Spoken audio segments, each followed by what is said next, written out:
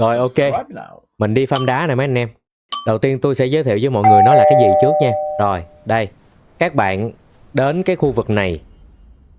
Đầu tiên các bạn đến khu vực này, Golden Sand River, Kim Sa Hà, sông Cát Vàng. Ok, ở đây á thì bạn đi đến cái khu vực chỗ này. Rồi, bạn chạy tới chút xíu. Đây, ngay cái gốc cây này. Cái chỗ mà tôi đang đứng nè, bạn thấy không? Bạn nhìn qua đằng kia là ở chỗ kia có cái Divine Crab Dungeon mà bạn đi bay cá đó. Bạn thấy cái cổng này không? Cái cổng này là cái cổng mà bạn đi bay cá đó. Thì ở đây có một NPC. Thấy không? Rồi ok. NPC này nó tên là Genkiki. Rồi ok. Bây giờ bạn nói chuyện với nó. Khi mà bạn chưa mở khóa thì bạn nói chuyện hết với NPC này thì bạn sẽ mở khóa được cái shop của cái NPC này. Cái shop của cái NPC này nó đổi bằng cái đá ngũ sắc lưu ly. Rồi, thì cái shop này tất cả món đồ trong này bạn chỉ có thể đổi một lần thôi. Bạn có thể đổi được một cái vòng bắt giấc mơ, 5 cái bột nhuộm cơ bản, 2 cái bột nhuộm tóc nâng cao, 10 cái hộp tâm pháp và một cuốn thơ. Ok ha, rồi. Như vậy thì bây giờ cái ngũ sắc lưu ly nó là cái gì? Ngũ sắc lưu ly nó là cái này. Như vậy thì bây giờ làm sao để có cái này? Có cái này bằng cách là các bạn đánh mấy con chim kim âu. Chim kim âu là mấy cái con mà nó đổi cái lu nó chạy vòng vòng á. Mấy con chim đổi lu nó chạy vòng vòng á. Đây, đó, nó đó. Đây. Chính là nó. Cái con quỷ này nè. Đó, rồi, ok. Nhưng mà không phải mọi con chim kim âu đều rớt. Ok ha. Nếu như bạn nói chuyện với Trần Kỳ Kỳ á thì con nhỏ này nó sẽ nói với bạn á là cái viên đá này nó chỉ rơi ra khi mà khung cảnh nó đẹp như một cái bức tranh. Và trong khi mà khung cảnh nó đẹp như cái bức tranh thì mới xuất hiện những cái con chim kim âu mà nó rơi ra cái viên ngũ sắc lưu ly này. Thì bây giờ cái khung cảnh đẹp như bức tranh là cái gì? Khung cảnh đẹp như bức tranh ở đây á, là khi mà trăng vàng sáng tỏ và thời tiết thay đổi. Khó hiểu không? Khó hiểu không? Thì bạn bấm vô cái shop này nè, bạn bấm vô cái viên ngũ sắc lưu ly thì bạn sẽ thấy rằng á, là ở chỗ này bạn có thể nhận được trong một cái sự kiện gọi là Shadows in the Sandstorm, là bóng trong bão cát. Rồi, như vậy á, thì Shadow in the Sandstorm là cái gì? Shadows in a Sandstorm là những cái sự kiện mà nó xuất hiện ở trên bản đồ trong cái thời tiết gọi là Shadows in a Sandstorm. Vậy đó. Ok ha. Tức là khi mà cái map của bạn nó có cái thời tiết đó thì nó mới xuất hiện được cái bãi farm. Như vậy thì làm sao để biết là mình đang là cái thời tiết gì? Thì bạn bấm giùm tôi phím F7. Bạn bấm phím F7 đi vô chế độ chụp hình á. Bạn chuyển qua cái mode là Pro, chụp hình chuyên nghiệp á. Thì bạn bấm vô cái khu thời tiết ở dưới này nè. Thì bạn sẽ thấy là bạn đang ở cái thời tiết gì. Thì hiện tại ở đây là bạn đang ở cái thời tiết gọi là mây mù, fog. Ok ha, mây mù. Rồi, ở Hà Tây có những kiểu thời tiết nào? Ở Hà Tây có ban đêm, ban ngày, mây mù. Ở Hà Tây có thêm một cái kiểu thời tiết đặc biệt nữa, đó là Shadows in the Sandstorm. Đây chính là kiểu thời tiết mà bạn cần tìm kiếm. Tức là khi mà bạn có cái thời tiết này ở cái map của bạn thì cái event nó sẽ xuất hiện. Thế thì làm sao trigger được cái thời tiết này ở cái map của bạn? Có nhiều cách để trigger cái thời tiết này. Ví dụ như là gần đây mấy hôm nay các bạn mà đọc Facebook hay là các bạn coi YouTube á, thì các bạn sẽ thấy là mọi người chơi nhiều cách. Một á là reload. Các bạn out game ra, các bạn vô lại nó sẽ thay đổi thời tiết. Thứ hai á, là các bạn thay đổi cái mode giữa chế độ online và offline. Ví dụ như là bây giờ Leo chuyển qua chế độ online, sau đó Leo chuyển về cái mode offline. Xin lỗi, gọi offline không đúng, gọi là solo mới đúng. Bây giờ Leo chuyển qua chế độ online và rồi Leo sẽ chuyển về chế độ solo. Thì lúc này bạn sẽ thấy cái thời tiết của bạn nó thay đổi. Thì cái thời tiết thay đổi là điều kiện cần để cái Shadow in the Sandstorm nó xuất hiện. Ok ha, như bây giờ bạn thấy là tôi mới vừa đổi thế giới xong thì bây giờ cái thời tiết của tôi nó là sunny, nó là nắng. Hồi nãy nó là mây mù đúng không? Hồi nãy nó là fog. Bây giờ nó là sunny, là nắng. Nhưng mà bạn cần cái Shadows in the Sandstorm. Cho nên theo lý thuyết á, là bạn sẽ phải reload hay là bạn sẽ cần phải chuyển map đến khi nào mà cái thời tiết của cái map bạn nó là Shadows in the Sandstorm thì cái event đó nó sẽ xuất hiện ở trên bản đồ của bạn. Đứng chỗ nào reset. Rồi, tôi sẽ chỉ bạn một cách reset đơn giản hơn. Không cần phải reload, cũng không cần phải đổi giữa map online và offline. Đó là bạn đi vào cái cọc gỗ. Bạn đi vào đây. Bạn đi vào cái cọc gỗ. Rồi bạn đi ra là nó reset thời tiết. Nó y như bạn reload vậy á. Nè, bạn đi vào đây, xong đó bạn đi ra là nó sẽ reset cái thời tiết. Đây là điều kiện cần. Điều kiện đủ. Hồi nãy bạn có nhớ là cái con Genkiki nó nói rằng á, là khi mà cái thời tiết đẹp như bức tranh á, thì sẽ cần có 2 điều kiện. Một là thời khắc thay đổi thời tiết và thứ hai là trăng vàng sáng tỏ. trăng vàng sáng tỏ là cái gì. Ok ha, bây giờ nếu như bạn bấm phím F7 một lần nữa, bạn coi cái thời tiết thì bạn sẽ thấy là hiện tại bây giờ tôi có thể chuyển đổi giữa 4 kiểu thời tiết khác nhau.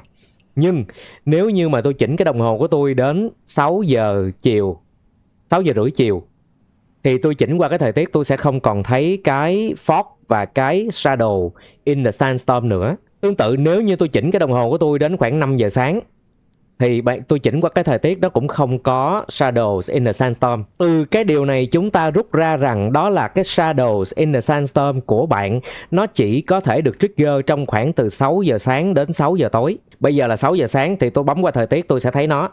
Ok ha. Và bây giờ là tôi kéo tới 6 giờ tối thì tôi vẫn còn thấy nó. Đây, nhưng mà nếu như mà nó 6 giờ rưỡi là nó không còn nữa. Như vậy thì chúng ta có thể thấy rằng là cái shadow in the sandstorm là nó sẽ kéo dài từ 6 giờ sáng đến 6 giờ tối, hay nói cách khác là khi mà cái bầu trời của bạn còn sáng á, chứ cái bầu trời của bạn tối là mất. Ở trên Facebook có những cái post nó kêu bạn là bạn cần phải chỉnh thời gian đến giờ bạn cần phải chỉnh thời gian đến giờ ngọ, thì thực chất nó là do nó trong cái khoảng từ 6 giờ sáng đến 6 giờ chiều thôi. Tại vì có rất nhiều, tôi đọc rất là nhiều bài và có nhiều người họ chỉnh thời gian đến giờ Tỵ hay là giờ Mùi gì cũng được hết. Tại vì miễn là trong cái thời gian từ 6 giờ sáng tới 6 giờ chiều thôi. Như vậy thì cái điều kiện cần ở đây á, là bạn sẽ chỉnh thời gian trong map của bạn từ 6 giờ sáng đến 6 giờ chiều. Điều kiện đủ á, là bạn cần phải có cái thời tiết là shadows in the sandstorm ở trong cái map của bạn. Thì bạn sẽ thấy là ở trên map của bạn sẽ có 3 cái khu vực để bạn chạy lại, bạn bắn mấy cái con chim kim âu, và những cái con chim kim âu đó nó sẽ có cái tàn ảnh sau lưng, và bạn sẽ có thể nhặt được cái đá ngũ sắc lưu ly. Nhưng rồi, sẵn tiện tôi nói luôn cái trick để farm cái con chim kim âu. Tôi có con chim kim âu đằng trước mặt, bạn có thể làm nhiều cách nha, nhưng mà tôi bắn cung. Thì bây giờ bạn sẽ xem nha, bây giờ tôi bắn nó một lần. Ok, nó sẽ nhảy lên một cái nhưng mà nó sẽ bỏ chạy đúng không? Tôi đợi cho đến lúc nó bỏ chạy và nó ngồi xuống, tôi bắn nó cái nữa. Rồi nó đứng lên nó vậy, nó đứng lên nó chạy tiếp. Thì bây giờ nó ngồi xuống một lần cuối cùng, hoặc là tôi sẽ làm chậm thời gian, tôi bắn nó cái thứ ba. Như vậy á, thì bạn sẽ cần làm sao để bạn bắn đủ con chim này 3 cái để bạn nhận quà nhiều nhất có thể. Nếu như mà bạn làm nhanh quá, tức là bây giờ nếu như bạn làm chậm thời gian, và đây bạn mới vừa bắn nó cái thứ nhất rồi bạn làm chậm thời gian, bạn bắn nó luôn 2 phát còn lại. Như vậy thì bạn có thể thấy là bây giờ bạn chỉ còn 2 bãi loot thôi, đúng không? Bây giờ bạn chỉ còn có 2 bãi loot thôi, tức là bãi số 1 đây và bãi số 2. Cho nên là khi bạn gặp được cái con chim kim âu có tàn ảnh á, thì bạn từ từ bạn hạ hồi phân giải, bạn làm như tôi á, bạn bắn nó, bạn cố gắng bắn nó đủ 3 lần thì nó sẽ nhả ra nhiều đồ nhất có thể. Chứ mà bạn vội vàng quá là bạn chỉ được có 2 lần loot thôi nha. Đó, thì cái đó là cái lưu ý khi mà đánh cái con này.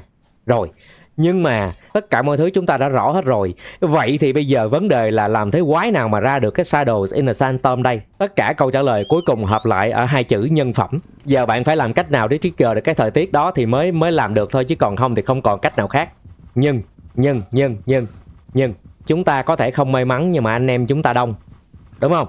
Cho nên ở đây trên cái livestream của tôi hiện tại đang có 55 anh em. Bây giờ nếu như mà 55 anh em chúng ta cùng nhau vô để mà chúng ta cùng nhau chuyển map, hay là chúng ta cùng nhau reset cái thời tiết á, thì có thể sẽ có người được cái thời tiết này. Và cái này các bạn có thể làm co-op nha. Nếu như các bạn tìm được một nhóm 4-5 anh em á, 4-5 thằng cứ cùng nhau reset cái thời tiết cho đến khi nào một thằng có được thì các bạn mời 4 thằng còn lại vô cái world của mình để co-op. Và một người lụm thì tất cả mọi người sẽ đều được hết, cho nên là không cần phải tranh giành. Ok ha, bạn càng đông người càng tốt. Bây giờ tôi sẽ reset, tôi kiếm cái thời tiết đó. Trong khi đó thì anh em cũng ráng cố gắng reset để kiếm cái thời tiết đó luôn với tôi. Ok nha, bây giờ ai mà ra được á thì mọi người hú nhau để qua lụm chung. Bạn nhớ kêu tôi lụm chung, tại vì bạn đừng có tham, bạn nhặt một mình không hết đâu. Nó tới 3 bãi lận. Tại vì á, là tôi lụm bạn cũng sẽ được, bạn lụm tôi cũng được. Đó là tất cả mọi thứ cần lưu ý về cái sự kiện này. Đó, thì bây giờ tôi sẽ làm như thế này cho tới khi mà tôi gặp cái thời tiết đó. Thì tôi hú các bạn thôi, chứ giờ tôi cũng không biết sao nữa. Tất cả là nhân phẩm nha các bạn. Có thể là trong cái livestream hôm nay tôi không có cái gì làm chung với các bạn nha. Bây giờ tôi sẽ chỉnh thời gian đến 7 giờ sáng và tôi sẽ bắt đầu reset thời tiết. Hên xui thôi các bạn à, cái này không nói trước được nha. Này tất cả là nhân phẩm nha. Tôi có nè, anh em vào farm không?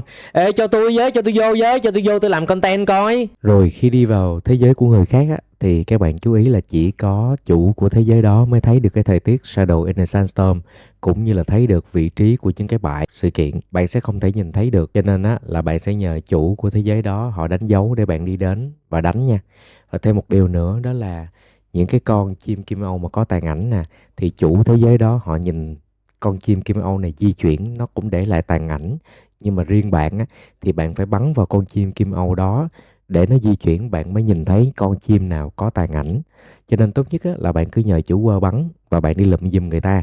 Còn không á là bạn cứ bắn vào tất cả những con chim Kim Âu ở trong cái khu vực nhiệm vụ, trong cái khu vực sự kiện là cũng được.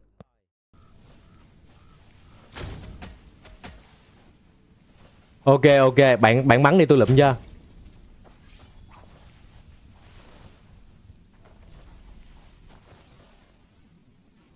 Đây nó đây. Canh bắn nó đủ 3 lần nha các bạn, để nhặt phần thưởng tối ưu nhất nha.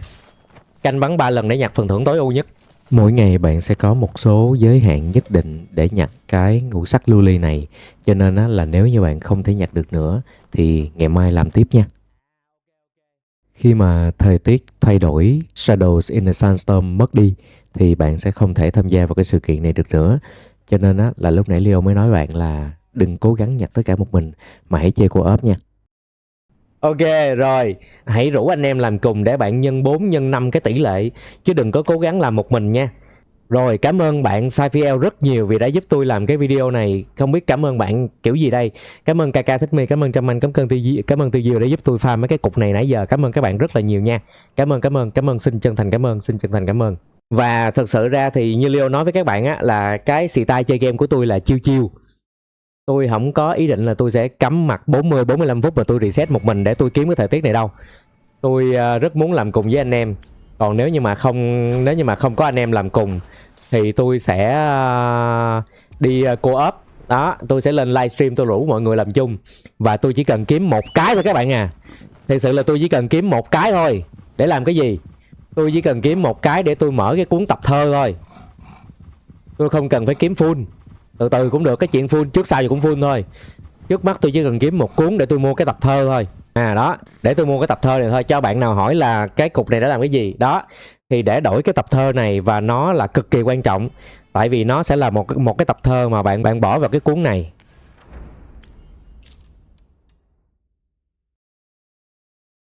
Phải không? Ủa? À không, nó không phải là tập thơ để bỏ vào cuốn này hả? Mà nó là tập thơ bỏ trong compendium mà. À. Ê, dẹp. Nếu vậy bỏ đi, khỏi đi. Farm cuốn farm này nó làm gì? Tôi tưởng nó là một cái tập thơ mà nó nằm ở trong cái này thì tôi cần. Chứ nó nằm ở trong cái này hả? Đây. Full Proof Fortune. Nó nằm ở trong này. Nó nằm ở trong này chứ không phải trong này. Mà tôi cần cái này. Tôi cần cái bên này. Trời ơi, tôi cần cái bên này để tôi lấy đàn. Trời ơi, tôi cần cái bên này để tôi lấy đàn. Và tôi upgrade cái khinh công con cá. Vậy thì tại sao phải bỏ thời gian ra farm cái cục quỷ quái quỷ yêu này làm cái gì? Đồ trong đây cũng đâu có quan trọng lắm đâu. Rồi ok, có 10 cái rương tâm pháp là ngon à. Còn lại thì cứ chiêu từ từ đi các bạn. Nói chung là như vậy thì cái lời khuyên mà tôi dành cho các bạn đó là cứ chiêu đi. Bạn cứ chơi map bình thường, bạn cứ đi mở map bình thường. Nhưng mà sao? Trong cái thời gian mà bạn khám phá Hà Tây á, là bạn sẽ luôn luôn để cái thời gian của bạn là ban ngày. Đừng có cho nó chuyển qua ban đêm. Đến khi cái thời tiết mà Shadow in a Sandstorm nó xuất hiện á, thì bạn rủ anh em vô chung vậy thôi. Rồi ok, cảm ơn mọi người rất nhiều. Nếu các bạn thích cái like này thì cho Leo xin một like nha. Và một subscribe, gõ vào cái chuông để bạn biết lúc nào Leo online hoặc có video mới nha. Cảm ơn mọi người rất nhiều. Và bye bye, chào tạm biệt. Hẹn gặp lại các bạn ở một cái video khác, hoặc một livestream khác của Leo Bio về Where We Smith. Bye bye.